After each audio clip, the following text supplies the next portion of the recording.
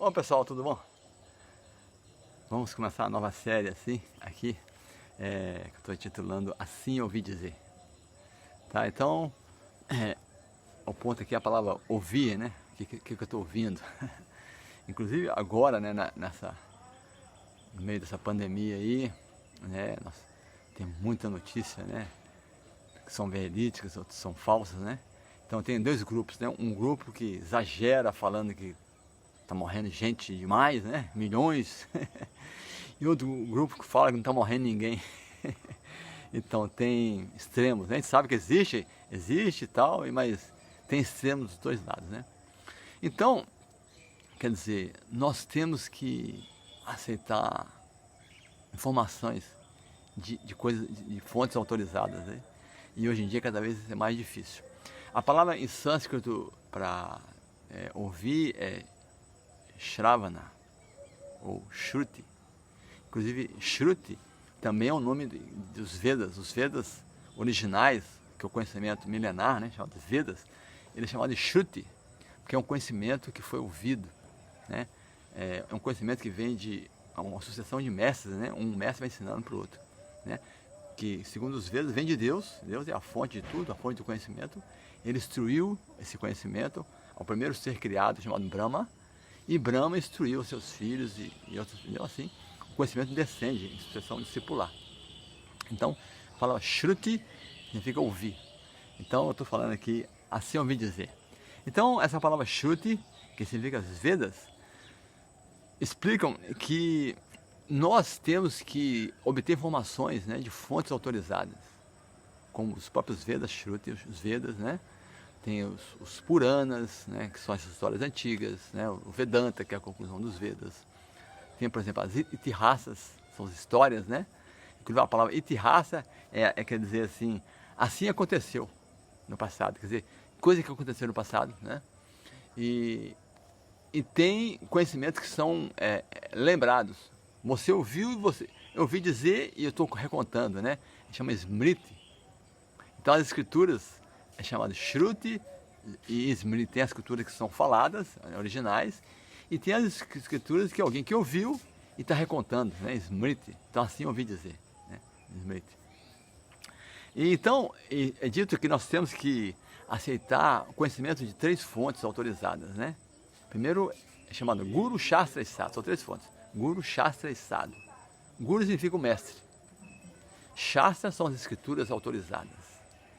E sadhus são as pessoas que praticam o processo, né? São as pessoas que têm regulações, são pessoas que aceitaram o processo e estão praticando. São exemplos, né? Então, o conhecimento vem dessas três fontes. Nós temos que aceitar essas três fontes.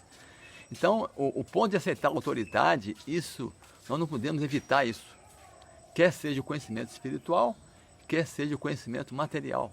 Não é assim? Por exemplo, uma mãe é a autoridade da criança, não é isso?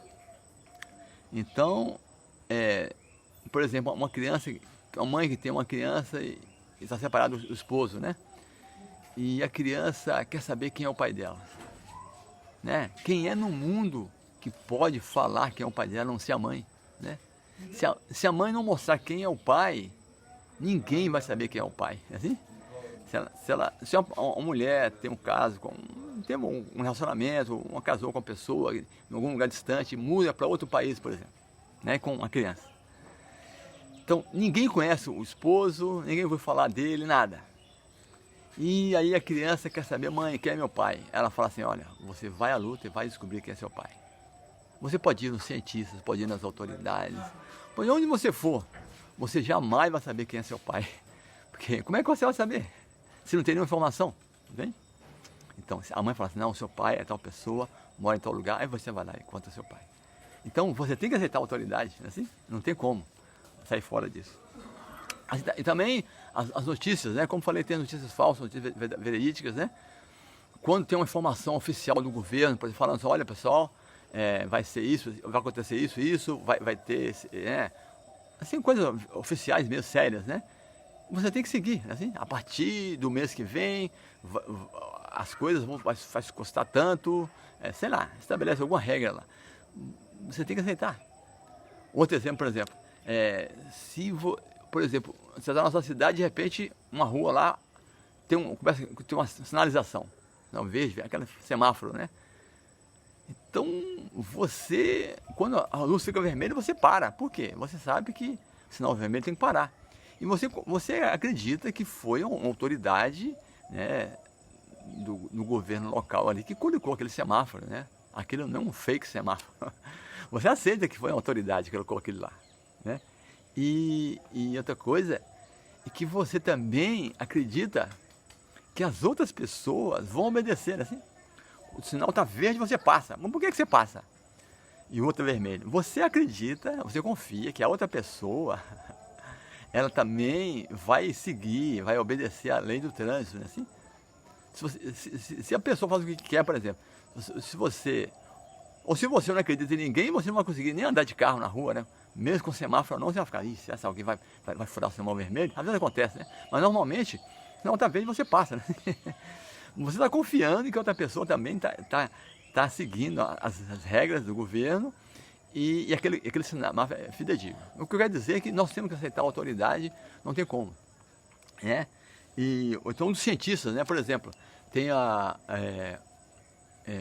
quando o Einstein, um grande cientista Einstein, ele descobriu a teoria da relatividade, uma teoria, né, que explica, né, que toda a matéria pode transformar em energia, né, assim, as experiências que ele fez. Não vou entrar em detalhes, né. Então, foi assim, uma revolução, né, na ciência, né. O Einstein é muito inteligente, né. A teoria da relatividade, inclusive daí que surgiu a energia nuclear, e infelizmente surgiu as armas nucleares, vieram disso aí também. Então, quando o Einstein descobriu a teoria da relatividade, né, aí os repórteres vieram entrevistar ele. Oh, por favor, não ele, foi um dos cientistas que trabalhava com ele. Mas o senhor poderia explicar, assim, de uma maneira assim, fácil de qualquer pessoa comum entender essa teoria da relatividade aí? Sabe o que ele falou? Impossível. Quer dizer, uma pessoa comum jamais vai entender essa teoria da relatividade. Uma pessoa que sabe nem escrever, nunca foi na escola, né, mal sabe aritmética, 2 e 2 são 4, como é que ela vai entender a teoria da relatividade? Não consegue entender, né? Então, até grandes pessoas de dificuldade, grandes eruditos, imagina uma pessoa comum. Então, o que eu quero dizer é que nós temos que aceitar uma autoridade. Mas todo mundo aceita a teoria, não é assim? Né? Você aceita porque tá vendo, são dados científicos, né? Tem pessoas que estão falando sobre isso, estão falando nas universidades. Então você tá ouvindo esse conhecimento de fontes autorizadas. Então o ponto aqui que eu estou falando de ouvir, né? Nós temos que ouvir de fontes autorizadas. Porque nós estamos sempre pegando informações, né? Ouvindo informações. E materiais e espirituais. Então, do ponto de vista espiritual, as escrituras falam que nós temos que aceitar a autoridade das escrituras, as escrituras védicas, né? Que eu falei que são como a mãe, né? Então, essas coisas, mesmo que você não consiga provar, no começo pelo menos, você não consegue provar, né? Os cientistas falam assim, olha, o Sol está não sei quantos milhões de quilômetros da Terra. Tem como você provar isso? Uma pessoa comum? Como? Ele aceita. É assim. Teoria, é uma ciência que vive de autoridade científica, não é assim? Então os Vedas também falam sobre coisas metafísicas que você não tem como provar, você tem que aceitar. E se você praticar o processo, você vai realizar. Esse é o ponto, né? Se você pegar uma espaçonave e começar a circular pela Terra, você vai ver as teorias, né, gravitacionais. Né? Se você se tornar um cientista, você vai entender como é que o Einstein chegou naquelas conclusões, entendeu? Então você pode você pode confirmar o que você está ouvindo. Mas a princípio não tem como você provar. Então, assim, por exemplo, nós temos a consciência de Krishna, somos depois de Krishna, né? Então, Krishna esteve no planeta há 5.100 e poucos anos atrás. As escrituras falam isso, né? Krishna falou a Bhagavad Gita, por exemplo, né? Nosso livro principal. Então, agora existem evidências científicas, né? Desse aparecimento de Krishna no planeta, na Terra. Quer dizer, tem provas científicas. Tem o fato das escrituras, mas tem um fato histórico. Ele teve também principalmente presente. Então tem uma ciência chamada arqueoastronomia, né? Eu anotei aqui, ó. A arqueoastronomia é um estudo interdisciplinar de como pessoas do passado entenderam fenômenos no céu. Como é que as pessoas, é um estudo de como é que as pessoas do passado, como é que elas através dos planetas, das estrelas, conseguiam prever fenômenos, entender fenômenos, né? Como é que elas entenderam o fenômeno da natureza com o céu e como esses fenômenos, e como elas usaram esses fenômenos e o papel que o céu desempenhou nas suas culturas. Essa é a definição de arqueoastronomia, entendeu? Como é que as pessoas do passado estudaram esses fenômenos, né? E como é que esses fenômenos desempenhou nas suas culturas. Inclusive essa ciência, né, arqueoastronomia, também é chamada de antropologia da astronomia. Porque, então como falei, é uma ciência interdisciplinar, de muitas disciplinas, né?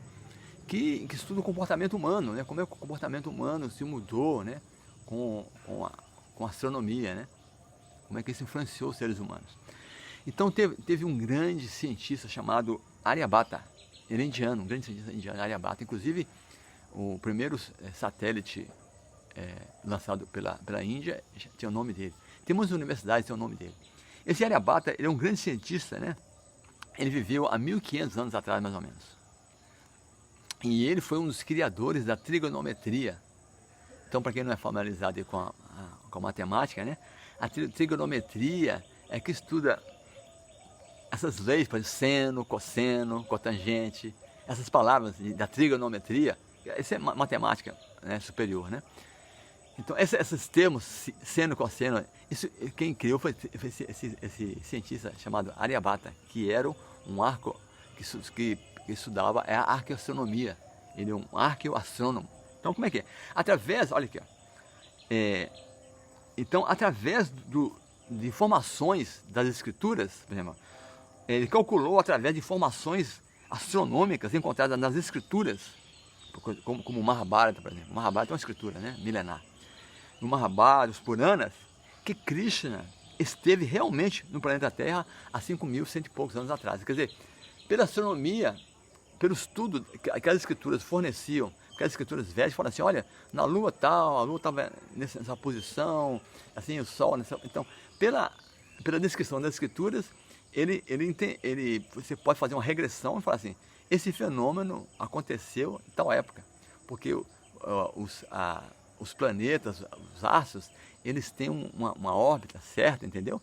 Então, pelo estudo das constelações, das estrelas, se pode chegar nessa conclusão bem preciso mesmo. Então é uma ciência que, então, assim como os sábios, os mestres estão falando, olha, Cristo esteve na Terra presente, esteve presente na Terra, falou o Bhagavad Gita. Agora os cientistas comprovam isso, né? É uma ciência, como falo aqui, é uma ciência interdisciplinar, muitas ciências juntas aí, né? A arqueoastronomia, que provou que Cristo realmente esteve na Terra, né? Pelas descrições, né? Então, e aí você tem, como estou falando aqui, o conhecimento vem de fontes autorizadas. Então, se Cristo esteve na Terra, então ele falou realmente, ele falou a Bhagavad Gita, como está lá, nesse livro, nesse grande livro Mahabharata. Dentro do Mahabharata tem, por exemplo, a Bhagavad Gita, que é um manual de como se dar bem nesse mundo, né?